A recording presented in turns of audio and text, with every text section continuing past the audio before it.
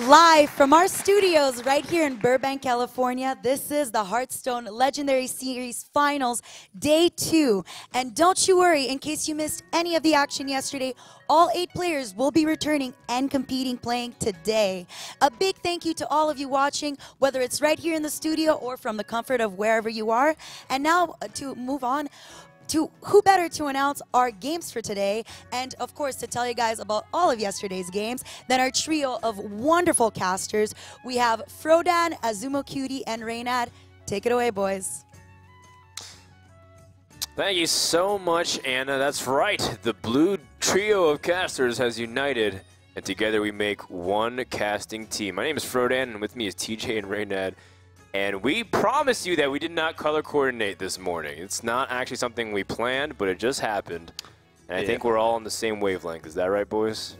We all rolled in probably about, 10 minutes apart.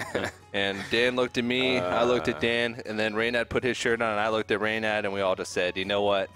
Let's just go with it. That's right. That's right. It was awesome. Then we flocked away into the grass fields. Day number 2 is about to begin, everybody. We have 8 players still battling out for $20,000 prize pool, where the winner not only gets $8,000, but also a qualifying spot for IEM Katowice happening in March. Right now, why don't you recap a little bit about what happened yesterday with the graphic that we see on screen? Yeah, Zale's been having a pretty good run so far. Started off by beating Max 3-1, and then Silent Storm 3-0. Silent Storm ended up winning his first match against Savjz, so we've only seen Savjz play once so far. Today we're going to be seeing the losers matches. And then, yeah, in Group B, it looks like Ping Ping Ho ended up beating his Taiwanese team. Well, I'm not sure if they're teammates, but I think they prepared together. They have identical decks. But they got paired up first round. Ping Ping Ho ended up advancing and lost to Dark Wanix in really close series. And yeah, Dark Wanix and Zale are now 2-0. That's right. So we're going to start off the day with the elimination matches. The first one from each group. We have Savjz versus Max, followed by Weifu and Chalky. Then we move on to the runner-up matches with Silent Storm awaiting the winner of Group A's elimination match. And of course, Ping Ping Ho waiting for Weifu versus Chalky. And of course, then we go to semifinals and finals to find out who will be the Season 1 champion. Yeah, so every single match today, someone will be eliminated from the tournament. But you can see on your screen that there is the rules if you've caught any of the regular season weeks, or if you tuned in yesterday to the Hearthstone Legendary Series. We're using that same format. Basically, each match is a best of 5. Each player brings 3 decks. In the first 3 games of every best of 5, they predetermine the order in which they're going to play those 3 decks. They don't know what their opponent is going to play at all, so they sort of go into that blind. If the match does go into a Game 4 or a Game 5, they can replay any of the 3 decks that they played so far. But once again, it's blind, so they don't know what their opponent's going to pick, but it allows them a chance to sort of feel out the type of decks their opponent's playing and sort of make an educated decision on what deck they should play.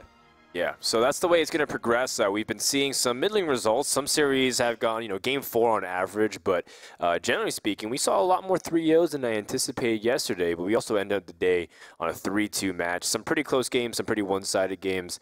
What do you feel about today, like based off the field of decks that we've seen? Almost every class other than Paladin represented, which was not too surprising for some, but a little disappointing for others because they want to see their favorite Uther come out here. But, how are we feeling overall with the deck choices here about the players?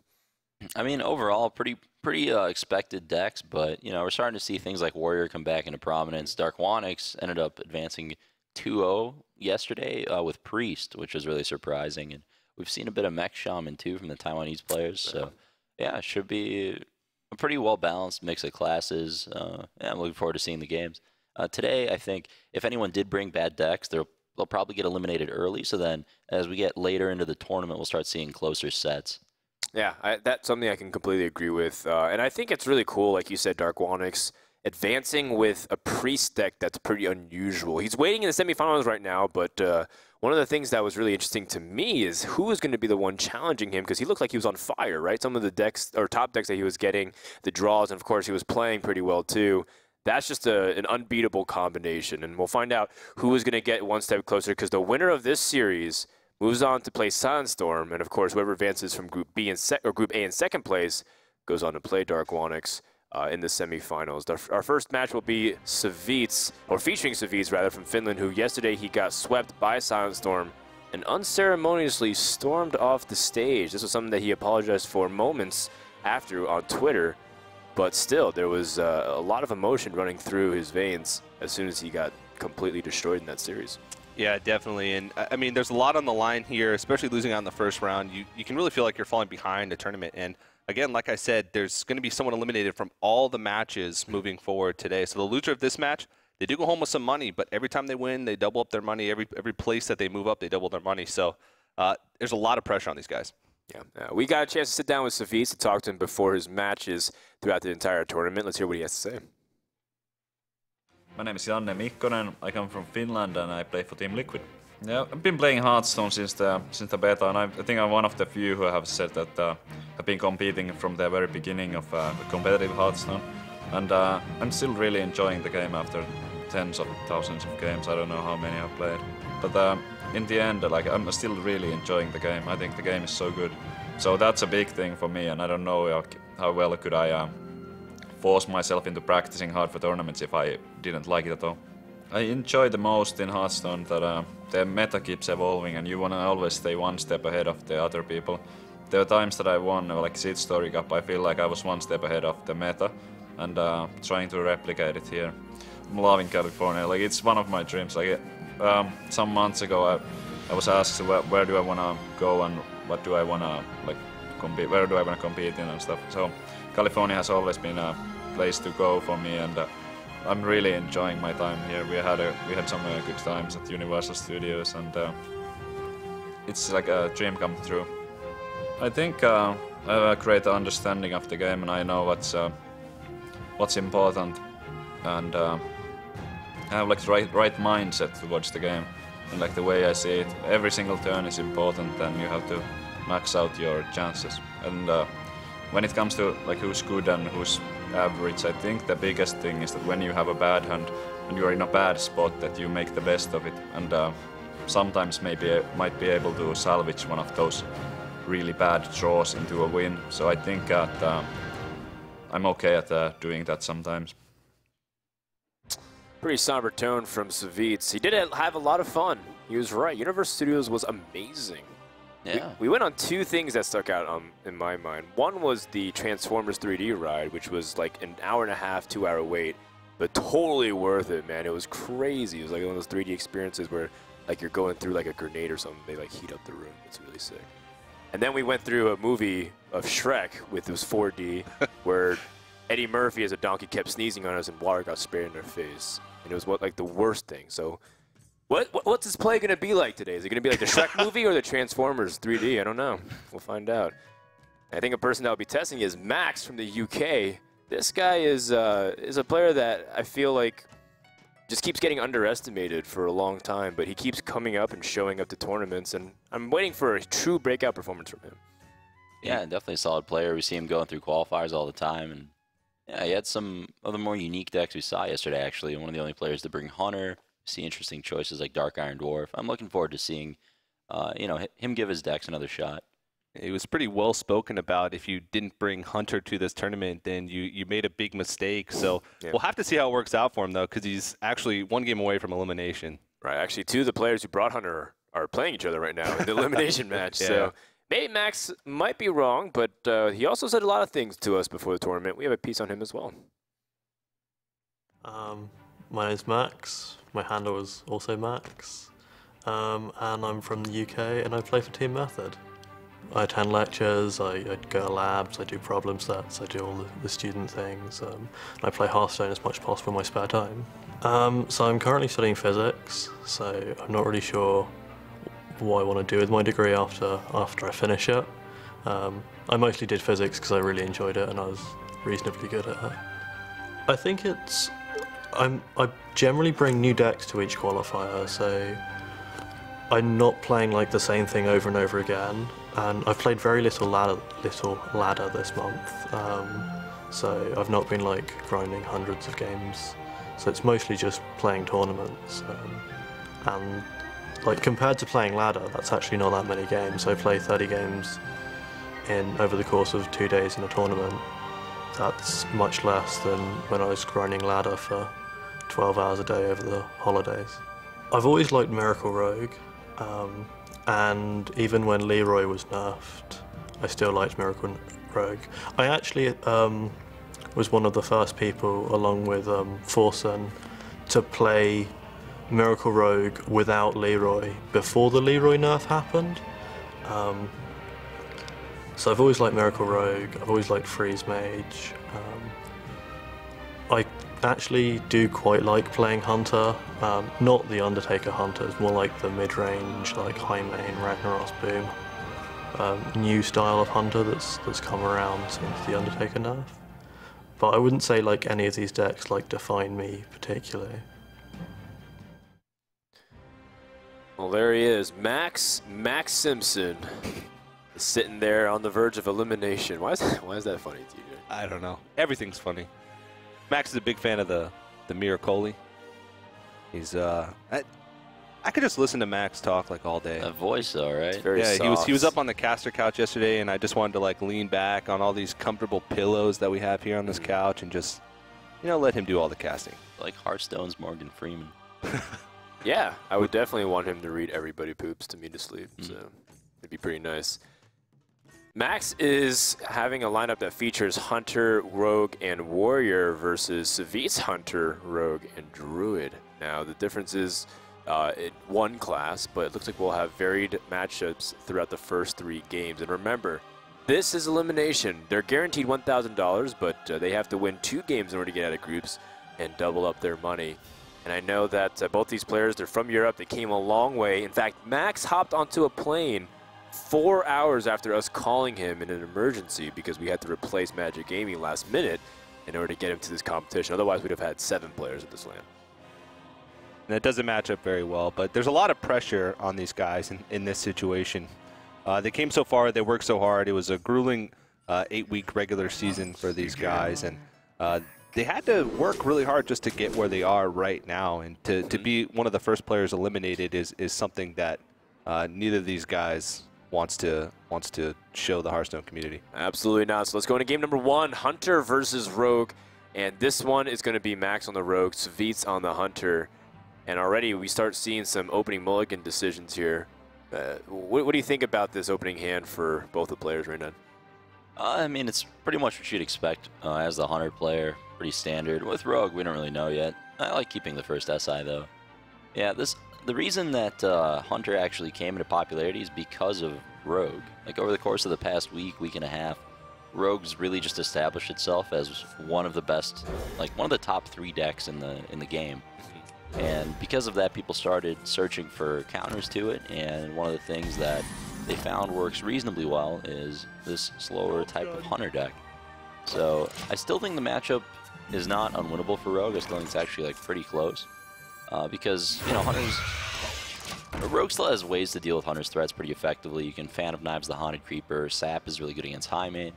You know, Deadly Poison can take out Piloted Shredder, but of course you're taking damage the whole time you're doing this. So yeah, it should be an interesting matchup. I haven't seen it too much yet, but yeah, the people who got really high on ladder in the past few days using Hunter did it by just farming Rogue mostly. Yeah, and then on the same flip side, right, those Hunters also are starting to get preyed on by other things too, like maybe a faster version of Hunter beating the slower version of Hunter, and all of a sudden it's a year ago again where we're having a Hunter ladder. Well, I mean, that's what's happening on the ranks, but at the same time, competition-wise, it seems like the Hunter hasn't been doing terribly well, as, you know, both of these players, again, they're the only Hunter players in the entire top 8. Yeah, definitely. I mean, they didn't go as well for them yesterday as they would have hoped, but, you know, draws may have had something to do with that. Sure. Maybe it's not indicative of the strength of the deck. We'll see. Yeah, it's sort of good that Savjz played really early in the day yesterday because he had the chance to sort of recoup and rethink how he wanted to approach the matches that he was coming into today. And you can't really let that affect you because Hearthstone is a lot mental. So if you come into a day already frustrated, then it's going to affect your play quite a bit. Is it ever not Huffer? No. Yeah, it's not Huffer the moments you need Huffer for lethal. Oh, man. Well, this definitely messes with Savjz's... with Max's Blade Flurry turn that he was trying to set up with that weapon attack. So instead, he's just going to have to trade off Shade and play a Teacher, which makes sense. Savannah Highmane's going to get sapped eventually if this piloted Shredder doesn't. And I guess it's just Violet Teacher versus a bunch of unkillable minions from the Hunter side. This is kind of the issue with Rogue. Like, once you've sort of stabilized, Oil lets you kill them pretty quickly, but not as quickly as you'd like. So even if Savjz can deal with every single threat, or sorry, even if Max can deal with every single threat that Savjz puts out, he still will. It's like it's not very likely for him to end the game before he just loses to hero power, especially considering Savjz is sitting on 12 points of damage with double Eagle Horn Bow. As this game goes longer and longer, Rogue's chances just kind of diminish. Yeah, and I mean, we don't really see that much healing also. It's usually just a Farseer. Sometimes we see the occasional interesting tech like an Antique Heal Bot, and that can potentially swing and buy them some time. But when Rogues use weapon a lot is some of their removal. Reynad said it's basically like they're sort of hindering themselves in the race because they're using the weapon as removal while they're taking damage every turn from Hunter's inevitable hero power or damage. So it just sort of doubles up on them, sort of like the old Handlock who damages himself with the hero power as well. So this is cool. This is very cute to play around the Phantom Knives. Well, I mean, you're not necessarily playing around it, but making sure the Violet Teacher doesn't give extra tokens if you want to trade for it, and making it more painful exchange so you don't get the 1-1s as much as you like. It's a pretty nice play, middle of the road here for Savjz, while still being able to put on a little bit of damage in the Pilot Shredder. Instruction begins. Looks like we are going to see a Blade Flurry, but no poison beforehand. I'm ready to SI7 to clean up the Pilot Shredder. And I mean, he is going to seize the board. Depends if this comes out weak or strong. That's not bad. Seeing another card's always nice. Oh, wow. Lotheb's fantastic against Rogue. Yeah, it's so good because it shuts down almost all of its... I mean, without spells, Rogue is a very mediocre deck.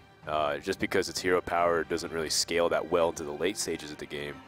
And if you can't utilize cheap spells, then what's the point? I think we're most likely going to see him trade off Blood Mage first here. Just look at his options first. And most likely Eagle Horn Bow. I mean, Lotheb on this board is fine, but Bow is just pretty clean. You don't want to let Rogue develop too many minions or else Oil's just going to kill you very quickly. And the longer you let 2 bows sit in your hand, the tougher it is to be able to play both of them over the course of the whole game. So yeah, it's a fair point. Well, you know, it challenges the SI7 agent as well. Now the Lotheb does that at the same time too. And the second Highmane being drawn, I mean that's a lot of firepower in the mid game. But that's where Rogue's definitely going to be looking to use cards like Sap in order to gain a board advantage, and then maybe the Oil and Deadly Poison combination for massive damage.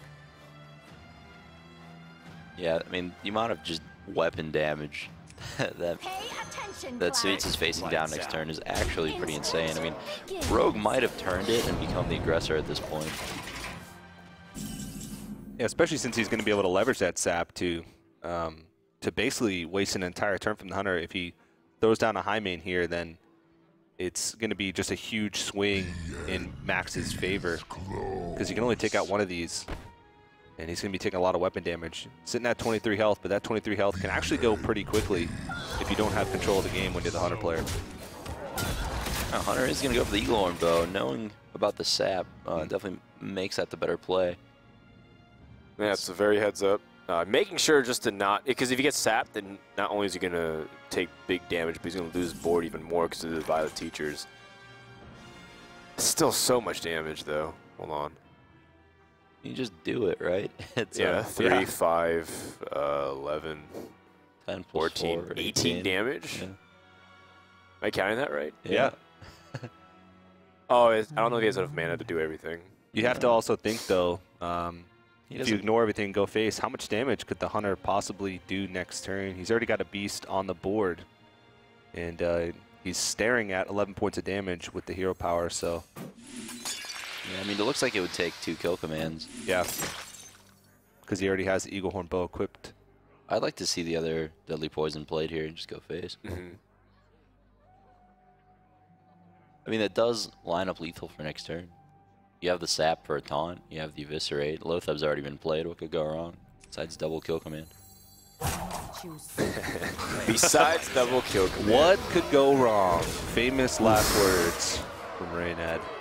The weapon rocking the face of Savjz. How is he going to respond? He had 1 kill command. It's not quite enough. 5, 6, 11, 16. Oh, man. Is there anything off a web spinner that could help him? Well, Silverback Patriarch gets sapped, so I can't think of anything. I don't know if there's a way out here for Savjz. I'm thinking about other beasts as well. Is there a beast that freezes? Yeah, Oh, it's not well. gonna work. Interestingly enough, I mean, he did get a taunt with the sap. Sap is too powerful. So Max will take game number 1 then, just because he has the perfect answers to what Savjz has. I think he's going to be pretty disappointed. I hope this doesn't put Savjz immediately on tilt, considering that he had a pretty good position for the majority of the mid game. This is starting to look a lot like the start of his series yesterday, so you're definitely right. And Oh, man. oh, Uh-oh. uh-oh. Max trying to get inside of Savjz's head a little bit already. Bold move. Psychological warfare right off the bat. Timid Max from the UK with his soft voice and his delicate pronunciation of the word frothing. Going with a little bit of BM there. Savjz is not looking amused. He saw Savjz take the loss kind of hard yesterday. Maybe he just sees it as an opportunity to get an edge that way. I like it. And deep breath. I mean, yeah, I think so. I think that's the way you do it. Any little advantage you can get, try to leverage that as much as possible. We go into game number 2, where I mean, there's still that warrior and the rogue and the druid and hunter remaining for the out of the 4 classes here. But that's a pretty good start for Max. I think that was the matchup that he wanted, right, from the hunter and the rogue. Well, I think it's a matchup he actually. Like, honestly, I don't know who's favored there. It's probably very close. I thought Hunter was favored because the Hunter players I've talked to who have really played a lot of the deck in this past week have said, the rogue matchup's fine. They're boasting pretty high win percentages against it. So, Sure. I mean, that was just a pile of damage off of oil and 2 deadly poisons and an eviscerate and a sap. That was just, like a very... It doesn't happen every game, right? Yeah. Right. Okay. You usually don't have quite that much burst. Usually Hunter will have more time to develop. And Hunter, Savjz got stuck with double high main, double Eagerhorn bow in his hand, which he never even got to play the high main, which is, it hurts. I mean, a lot of times it's vulnerable to sap anyway, so it's hard to play it, but still it just never felt like he got going. And the other 2 matchups, I think, are actually in Max's favor. He's got warrior versus rogue, and then later on he's got the hunter versus the druid. That's going to be tough then. It's going to be very tough. It's an uphill battle now for Savjz. Well, he had an opportunity to strike first blood, but it seems like he's going to be down and relying on the rogue to beat warrior, a deck that's pretty hard for Valir to overcome. But yesterday it happened a couple times. The rogue was able to upset the warrior. And it felt like every single time we brought up the fact that warrior is good against rogue won. So I'm just going to keep my mouth shut and cast the game. This matchup is definitely a 50-50. All right, let's see if we get Despite. It's the most important card for warrior here. Not yet. Okay, so that looks good for Savjz. Ooh, prep sprint in opening hand. Does it matter? I mean, does it? Oh, forgot about the Kezan Mystic. Does it really matter if you don't have the Despite if they don't have Violet Teacher? Maybe not. I mean, it's still really strong against Azure Drake, and Okay. Yeah, that's true. they kind of need Teacher in order to do much of anything. So if they don't have it, you're pretty much feeling good anyways. Yeah, I think so. I think we are going to see a turn 4 prep sprint, though. Here we go. Not going to lie, after having not played with sprint in a long time and trying out the newer rogue decks, I may have tried to double preparation sprint before. The worst is when you like prep coin sprint or something like that, because Yeah. you're like, oh yeah, I got that, and you realize you could have done it right if you just coined first. It's right up there with the old coin mountain giant. Yeah. Well, I know how to play that card. I would hope so, considering how long you've been playing Handlock. Gets on Mystic to put on a little bit of pressure, but just like we said, there's really nothing else for Savjz to do this turn other than remove, so he can take an opportunity to fill his hand up to full. And having this second prep here to leverage some bigger turns, especially now that he's drawn into that Violet Teacher, could be a pretty big deal. He had both preps in his first 5 cards, which is something that rogues sort of need to get a big tempo advantage. And he's going to hope when he plays that Violet Teacher that there is no Death Bite on the other end. But as we see, Max draws into that now. I like what Reyna was saying yesterday too, just equipping the Death Bite in anticipation of what your opponent's going to do. It seems like he instead wants to get mileage out of the Fire War Axe. There are some targets with the SI7 agents and if there's any Farseers, but generally speaking, the Fire War Axe isn't the most useful card against Rogue compared to other classes. Yeah, most of the time in this matchup, you're just going to be going to the face for 6 with it. Right. And in this case, I like that play over Death Bite because he has a Shield Slam in hand. So, you know, he still has a way to deal with whatever threat is played by Warrior here. Or, it's played by Rogue, sorry. Yeah, so, the awkward thing here, though, he has to armor in order to Shield Slam. Well... And how much mana does he have remaining? He would have 2 mana left after that? Yeah, not much to do anything. So maybe playing the Death Bite the previous turn might have been the better choice. Well, he would have to also attack with it to the face. Yeah, but if you're... And it was coming up on turn 5 where an Azure Drake would come. That's true. So it's just one of those things where, you know, you don't have enough guarantee. This is an interesting play. Huh. To the face, huh? Well, as we both know, I play a lot of Control Warrior, and there's sometimes when you're playing against Rogue where you just play the part of the aggressor, especially if you get caught with a lot of weapons in your hand. Sometimes if you're trying to play catch-up the entire game, the Rogue's just going to beat you anyway. And you get into some situations where you can just go face and still be able to win, especially if the Rogue has a bit of a slow start. Well, now he's got to make the decision. Do I kill this Violet Teacher off? Do I go face? Yeah, I think the Violet Teacher represents too much of a threat for sure. Yeah. I mean, I like going face last turn, but I would have like attacked up. face with the War Axe, not the Death Bite, you know? Yeah. And then just... The Antique Heal bot does change things as well, so it's not like you can just burn him down with really powerful cards and weapons. It's pretty crazy to think that the Rogue was already at 13 health. Uses weapon loss removal. Yeah, you always use a lot of your own health as a resource when you're trading down anyways. He's going to build a pretty reasonable Van Cleef outside of big game hunter range. Just needs to be 6/6, doesn't have to be game ending. Yep, definitely a strong play here to just deliberately not make it as large as you can. 6/6 is the perfect size for Van Cleef.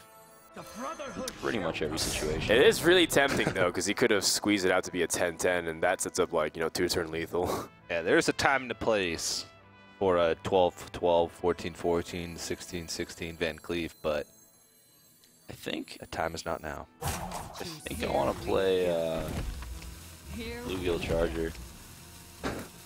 Just get him. Oh, the South State deckhand. I was like, what?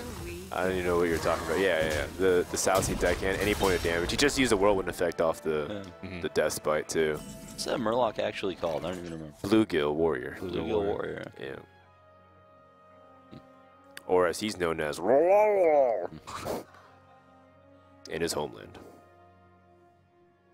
Exquisite pronunciation. Thank you. Well, this is very uncomfortable. He doesn't have an easy way to activate the execute. Van Cleef is outside of big game hunter range. It's just so uncomfortable for the Warrior player. Max, no matter how he goes about this turn, it's definitely not ideal. The best way to remove is to spend some mana, but even then he can't fully remove everything because it costs 8 mana, right? To armor up, shield slam, execute, and then use the Death Bite. I think this might just be time to play Jungle Panther. Execute BGA. Well, maybe go face with Death Bite. I guess it gives you the opportunity to draw Grommash. Yeah, or Ragnaros. So you have a possibility of winning. Or Cruel Taskmaster, because you still have big game hunter in hand. Well, it's assuming BGH can survive. Well, I mean, if you play the Despite and you save the BGH, you can draw Taskmaster to kill the Edwin. Right. Buff the Edwin. So this is... Oh, he throws out the well played. Maybe a little bit of mind games. Who knows? Could be. I mean, one of those things where he might feel like he might be baiting Savjz to play this antique heal buy as opposed to a more powerful play to set up for a win next turn. Or he might just think that it's possible Savjz might have the winning damage here. So many options. Be a lot, but the oil and poison it could be. Well, if he does go for the antique heal bot, he might draw first off the Phantom Knife since it's sitting with 3 mana. And instead, he would probably want to save the Savjz deckhand for if he picks up the Tinker's Sharpsword Oil, so that we can go for the combination damage. Yeah, there's still 2 of those in the deck, aren't there? Yeah, this rogue still got plenty of juice. And I wouldn't blame him. I mean, it's one of those things where, is it worth risking like everything you've set up for this game and just dying to a Gromosh if you're not careful?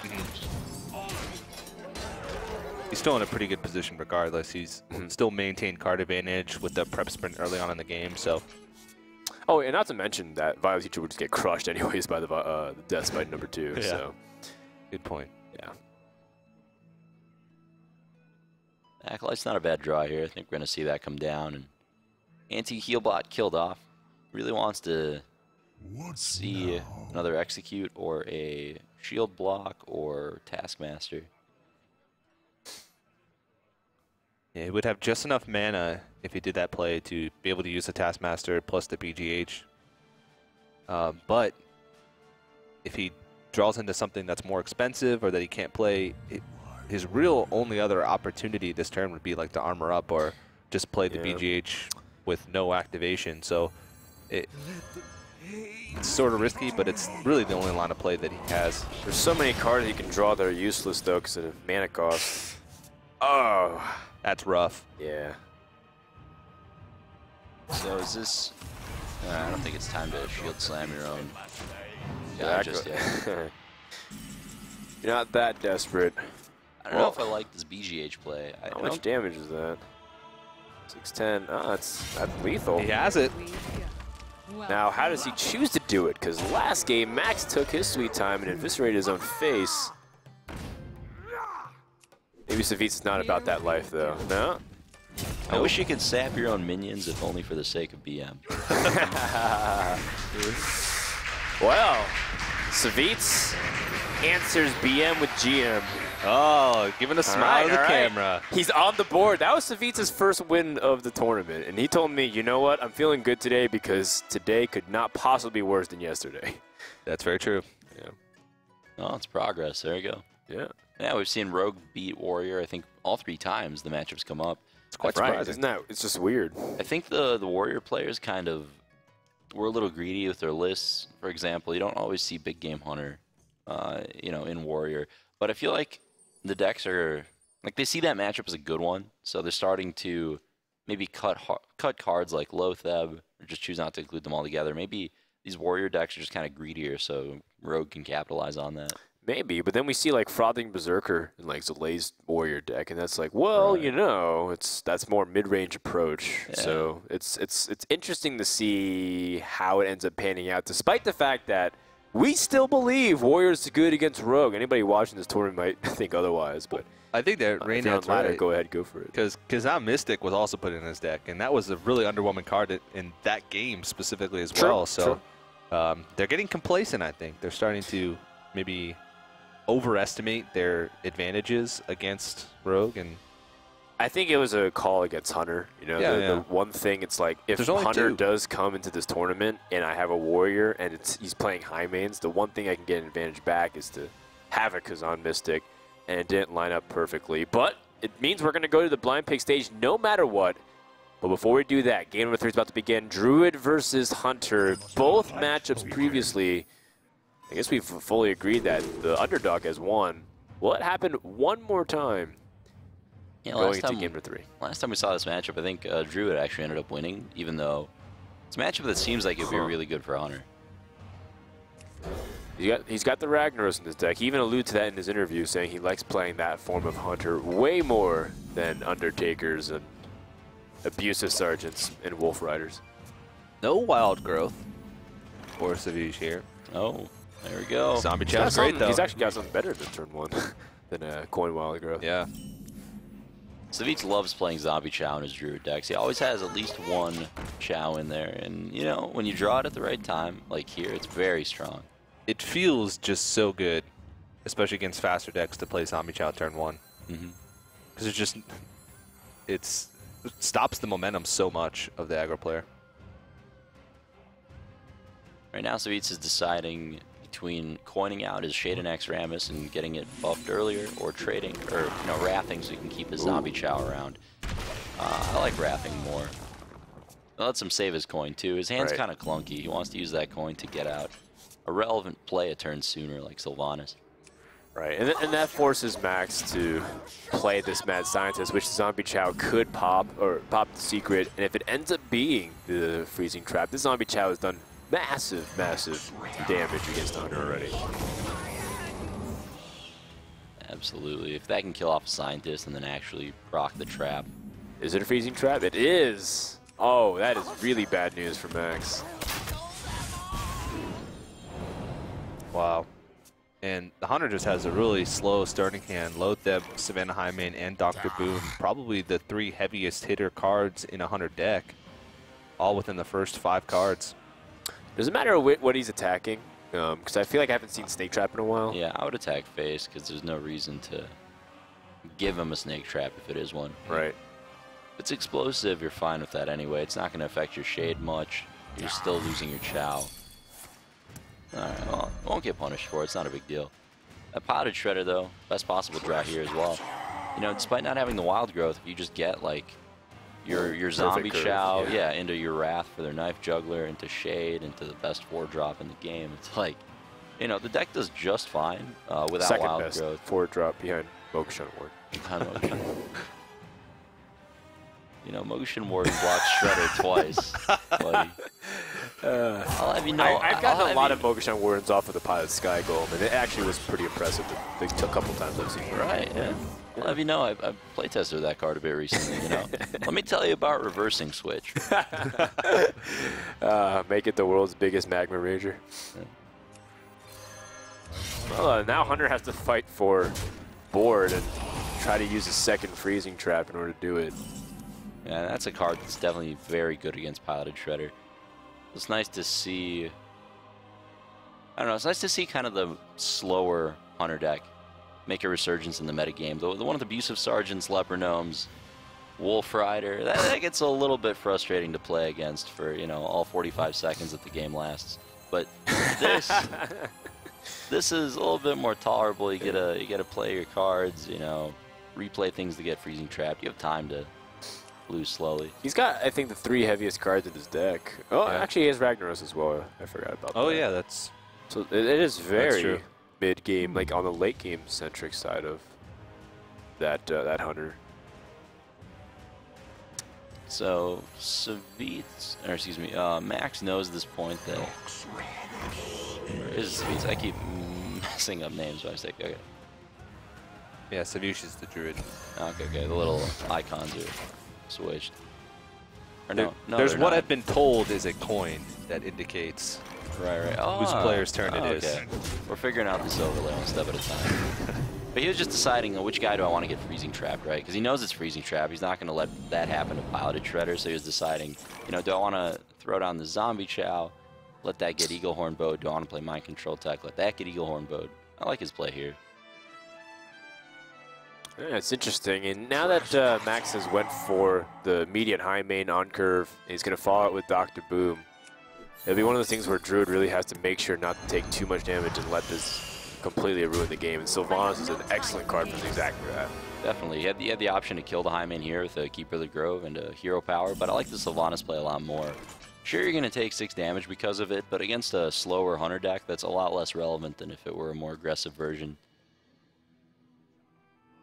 And you're sort of forcing the trades on the Hunter in that situation as well, because he can't really afford to ignore that Sylvanas, especially like you said, when it's a heavier hitting Hunter deck, more mid-range with the bigger creatures. He can't afford to have something bigger stolen.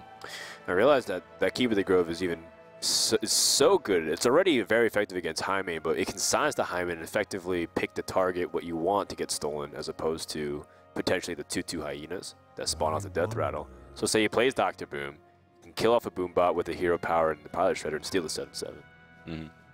Yeah, it'd be a very powerful play. Savjz is just so frustrating to play against when you don't have the answer and you have a minion like Savannah Hyman in play. Oh man. So he got the damage in, but unless these boom bots do massive damage, he also has Big Game Hunter and Mind Control Tech. I forgot about that too. He's got multiple answers to be able to deal with this. Let's see what he gets first. This is all right, 1-1. Well, it's not what he wanted. It's okay though. It's fine. The play still happens. Well, left boom bot is still, as Strife Crow put it, the third best GVG card. So second best. Oh, second best. The third best is right boom bot. Gotcha. And is it stage right or camera left? Camera left. It looks like he is going to go for that line of play. You can silence here and steal the Dr. Boom. It's pretty big board here for Savjz, and of course Unleash the Hounds could be something that ends up biting him, but I think this is his best bet. Oh, steals a high main. Yeah, I like this play a lot more. You don't like the 7/7 as opposed to the high main? Just stick here? Yeah, I mean, would you play a 6-mana War Golem or a high main in your deck? I'd play high main. It does make it better against Unleash the Hounds and Hunter's Mark, that's for sure. Yeah, so that Unleash is drawn, but Savjz has a lot of life to play with at this point. It's not a huge deal. The Unleash isn't really going to deal with that board very well, and it's not going to deal too much damage to his face. I wonder. So it seems like Hunter just kind of lost control of the board, and I mean, this is a situation where Savjz is almost always just lethal. Yeah, actually. That's just it. Doesn't matter if there's Lotheb.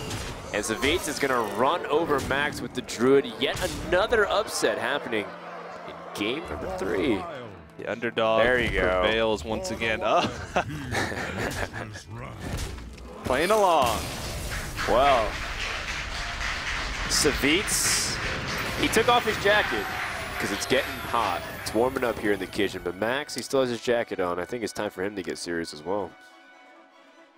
Yeah, it was a great game. Man, those draws off the top just really filled out the Druid curve perfectly. Zombie Chow and a Piloted Shredder. Yeah, that was a really strong showing. And we're seeing these tech choices from Savjz, like Mind Control Tech, that you don't see very often in these lists, just really pay off right there. I mean, to be fair, the Mind Control Tech didn't have like the highest impact, but you know, even Sylvanas, not everyone plays that in Druid. Some people are opting to play Piloted Sky Golems and stuff, you know. Can you blame them? It gives you Mogashin, but it's like the MC Tech. I like that. It's not a. It's an interesting choice. I'm glad we're seeing more of it. It kind of fell out of favor the past week. My deck even has Harrison, Lotheb. It's just like a very big game hunter. A lot of situational cards. So he wants to kill hunters and warriors, I guess. Or not even warriors, but just like the Harrison. It's like a really interesting call because you can destroy the rogues as well with all their weapons. You can shut down if they have like a second charge of deadly poison. Yeah, I mean, when those cards hit, it's such a big payoff. Rogue versus Druid. We haven't seen this matchup yet so far, and that is the blind pick stage. Keep in mind, they're allowed to choose any deck as many times as they want in this stage. And Savjz is one game away from staying alive and advancing to play Silent Storm for a rematch. And Max will have to win 2 in a row, but I think he can do it. I think he can do it. And Rogue is an excellent deck to do it with. And if Max ends up losing this next game, he will be eliminated from the tournament. So he's going with Rogue. And the blind pick phase is a little bit interesting because you get a chance to feel out what your opponent's playing. You see all 3 of their decks, and you have to make a choice just based off that information of what deck you think is going to be the best. Some players decide to just have the highest probability. They pick the deck that is strongest against the most decks of their opponent. And some players just decide to go for comfort. They go with the deck that they feel like they play the best. Oh, man. Whoa! The dream.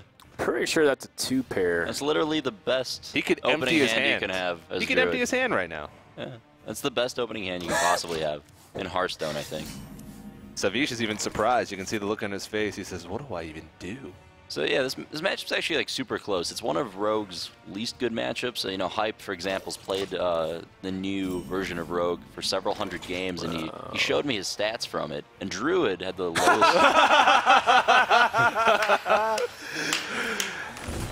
That is instant 500 karma on the front page of Reddit. Yes, it is. It's farming. Someone's thinking ahead. MFW playing Druid. Up votes to the left. That needs to be in the new competition, for sure. You can see My someone goodness. behind the scenes is going to be contributing to that today, it seems. I mean, you can put out an Ancient of Lore on turn 3. Yeah, it's a fine play. Couldn't really fault him. Fine play. Fine. I mean, this does become the case sometimes. You know, you don't really need all your ramp in the early game, but it even fits out pretty nicely because then you can shade next turn with Wild Growth into another Ancient of Lore on turn 5. Yeah, I mean, the risk you run with those hands with a bunch of Wild Growths and Innervates is that you just run out of plays, but I mean, to get 2 Ancient Lores right after that, it's just going to be a real uphill battle for Max, but not unwinnable. You know, maybe he can... Rogue is just the most efficient removal in the game, basically. I mean, for 2 mana, you can take out Druid of the Claw, for example, with like a backstab Eviscerate. So even though Savjz is going to be getting out these large minions quickly, Rogue is the class that could deal with it. So that's true. I mean, he's got some tools as well with Eviscerates, SSF. He can pair the damage. Yeah, I would like to see a backstab SI here. Some classes would just struggle just to deal with the 5/5 alone. Not only that, but he's also drawing cards and getting ahead with the Wild Growth. So I mean, 5 health is the magic number. There's so many things that does 3-4 damage, or even in pairs of 2, like Rogue, for example. Backstab SI requires even a weapon hit, so it's not even like it's a free kill. So looks like he does manage to deal with it, but I mean, Savjz is going to continue this pain train. So what's cool here is, even though this is a fantastic Wild Growth Shade and Axaramis, Max has the option to coin Azure Drake, prep, or sorry, he didn't have the Phantom Knives. Yeah, oh, man, that would have been insane. Oh, you're right. Keep if he had that mauled it, Knives, yeah. he can He had 2 or something like that. coin Azure Drake and pray for... That's ambitious, but I like Very it. ambitious. Maybe a little too ambitious. Valid Teacher seems like a more reasonable play. Yeah, no reason to coin Poison. I mean, you could get the 1/1s now, but Swipe's very likely to happen. I mean, he has Swipe too, so he's not necessarily as afraid of the 1/1s as he used to be. So this Ancient of Lore still should absolutely come down. Savjz even has the Mind Control tech as well, so he's not even too afraid of the Valid Teacher because he knows that if tokens are spawned, he's going to be able to try his luck at stealing something big. You're right. That's actually a really good point, too. With all those 1/1 Apprentice tokens come out, Mind Control Tech has use not only against Hunter, but also Rogue, 2 classes which he probably predicted to be popular. Yeah, inclusion definitely makes a lot of sense. Stealing a 1/1 isn't the most high-impact thing, but, you know, if he does get Vile Teacher, that could easily be a free win. He's just deciding whether to trade off or not now. I think I like waiting a bit more, but wouldn't fault him for... Gives you a higher percentage chance the following turn to steal something larger. It's just whether or not he wants to take the damage or not. It looks like he doesn't. Yeah, really respecting just the damage output from Rogue with oils. Speaking of which. Alright, time for Prep Eviscerate for sure. One of the most efficient ways to take out Ancient Lore, and even gets 2 Apprentices. Yeah, but 2 juicy targets, which Mind Control Tech. Yeah, it's a 50-50 whether or not he gets something really useful. Still can swipe after it as well. So if he takes the Violet Teacher and swipes, if he takes the Violet Teacher and swipes, it's a clear board. Oh my goodness. And 1 happy Finn. Is the light shining upon Savjz today? Oh! Wow, what a turn. That is backbreaking. And or Savjz max breaking. Oh, man. Reyna does not look surprised in the slightest. His eyebrow did not raise at all. He's having flashbacks. Here we go. It's like, oh, geez. Is this me? You know this on field all ladder? too well. I go to cast this weekend, Dan, to get away from ladder for one day, and you know I just see the same stuff. It's always the man. Wow. The amount of times Max took it like a champ. To be fair, he's really trying to keep it together, but it's one of those things where you can't help but feel devastated. No, what can you do about that? That's just Well, I mean, is there any way for him to get back into it? It needs to be a really nice flurry. Yeah, he needs flurry now. And even then, he has to give up his shade because there's Sylvanas. Oh, actually, he can zap that too, right? Well, as far as the draws that aren't Blade Flurry go, it's probably the best. But if he sprints this turn, there's a chance that he might just be dead. Right. I mean, he's always going to be on that with, with the fact that Savage Roar and Force of Nature, he has enough mana to do it. He's still on 7 mana, but Druid's going to be on 10. That's ridiculous.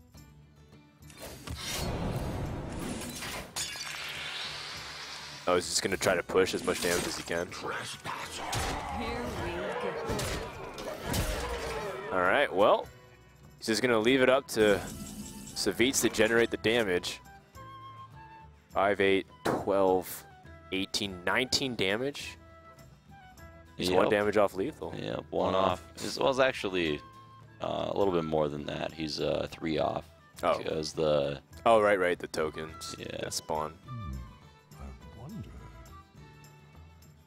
But I think we are just going to see him trade off here and develop a Dr. Boom and Hero Power. Using the Hero Power for Druid here slightly decreases the chances that he dies next turn, so he probably wants to do that instead of playing Shade. Sure. Maybe it'll stop him from dying to a Shiv or something. What if it's one of those things where you play Dr. Boom, you put him down to solo health, and he has to Blade Flurry to win, and then the Boom bots kill the Rogue? Is it a draw then? Is that a draw? I'm not sure. Or it might be the sequence where like Rogue technically does the damage first, so it gets the win. Yeah, with Hellfire, I know it's a draw, but with an effect like that, I'm not sure. I know the animation finishes, like both players would die. Right. But yeah, the person who got Blade Flurried, I think, would lose. I'm not sure. Yeah, I would have to assume that Max would win there. These cards are pretty popular though, Blade Flurry and Dr. Boom. I'm sure it's come up somewhere before. Yeah. Either way, I mean, how does Max climb out of this one? I think he needs to... He's already played 2 preparations. Or no, he's only played 1 prep? He's played 1 prep. Okay, so that's the Blade Flurry. But so he's missing damage to He needs end to the game. sprint into South Sea Preparation, 2nd Oil. So that's the correct play, is to draw those cards. Okay, so he takes the easy way out here, so to speak. The guaranteed safe one. Ooh. Oh, but he took so much damage in the process that Force of Nature is just going to end it. And Max, because he was not able to take that 1 risk of off the sprint, Savjz is going to take this game and the series. And everything just going right there for Savjz in that series. Played it well, too, and Savjz is going to move on. Well, looks like it's starting to turn around for Savjz, but Max's journey will end here. That draw, though, yeah. that screenshot. Yeah, we're going to have to file, or we're going to have to fish for that file and post it ASAP. Yeah. Otherwise, someone else is going to get that karma instead of us. Well, Savjz is going to go on to play Silent Storm in the runner-up match of Group A, and he's still alive. The winner of that goes on to play Dark Wanix. If we can step back a little bit overall in the series and look at the strategy of what these guys brought this weekend, did it make sense, given what Max brought relative to other players, that he's the first one out, or do you feel like it's just he drew badly? What can you do against that Druid draw, you know? I don't know. I feel like his decks were fine. The Hunter deck I probably would have built a little bit differently, but overall, it's tough to say. I didn't see too many mistakes from him, but yeah, maybe some safer choices as far as classes go could have gone better for him. Sure. Tough to say. What do you think, TJ? Yeah, I definitely agree. I thought Hunter was going to be a lot more represented in this tournament because so many players, especially tournament players, were saying how strong they believed Hunter would be. But and Max even said it. He said, if you're not bringing Hunter, then you're making a mistake. And he's the first one out. But, I mean, Savjz played really well. And he's going to go up against Silent Storm, who actually defeated him 3-0 yesterday. So that's going to be a tough match for him. Yeah, well, I mean, now he has some information under his belt, too. Right? Silent Storm plays that weird demon deck, so he won't be caught off guard as much as before. Maybe he can come up with a better strategy in that regard. And maybe you guys can also give us some feedback too. Hashtag HLS on the social media and let us know what you guys think. Join in on the conversation. You can tweet at us at AzumoQD, at TempoRena, or at Frodan. And of course, we also, while we're here thinking and talking about the social media, we also want to thank Plantronics for their support for Season 1 here at the Hearthstone Legendary Series overall. They joined us midway. And they're also the people that makes the headset noise canceling headphones. Even though we are in studio and the players are right there, Plantronics make sure that the players can focus in on their game and zero in and basically shut out all the noises that we make. And that's going to do it. I'm done talking, rambling. I believe we have an interview ready with Anna, and it's Savjz from Team Liquid. Thank you so very much. I am sitting here with the winner of his first series today, Savjz. How are you feeling? I'm feeling awesome. Like I was a bit worried when the matchups were revealed. Like I felt like he had the upper hand in all 3 of the first games, but then I got some really fortunate draws, and I think I played it well too. Well, I think you played well as well too. So let's talk about your first game where it was you lost to Rogue playing Hunter, and you actually were doing pretty well. You had some good draws. You seemed like you were doing very good, and then it all kind of came down in the last few turns. Can you talk to us a little bit about what was going on in your mind? Yeah, if I took a bit more aggressive route there, I might have been able to win it, but I didn't have the kill command in my hand, so I felt like I have to trade here, because I didn't have the reach to end the game, and it wouldn't, just with hero power and bow, it would have taken me too long. So I was considering going phase a bit more on that turn and just hope to top deck the kill command. And when I got it from the top, I was like really sad. But I still stand behind the line of play that I took, and yeah, it's a tricky matchup with a bit slower Hunter against Rogue. Well, speaking of slow, you also had both bows in your hand and both Savannah high mates, so you did get a little bit unlucky, and you still managed to keep your cool. And then talk to everybody a little bit about Game 3, where you had an incredible start. You had the Zombie Chow, you had the Shade, and then talk to us a little bit about the steals that happened that game. Yeah, well, with the draws that happened, I don't think Max really had any chance. Like it's a good matchup for him, but he got really unlucky there, drawing the trap to his hand with both scientists. One of them was kind of useless, and yeah, I play only one. Oh shit, that's information. Only one zombie chow. Well, okay. Nobody so, heard it. Don't worry. So getting it, like I was okay, I don't have it, and then getting it from the top, I felt really lucky there. No inner wave wild growth that time, but I didn't need it. The hand was still so good.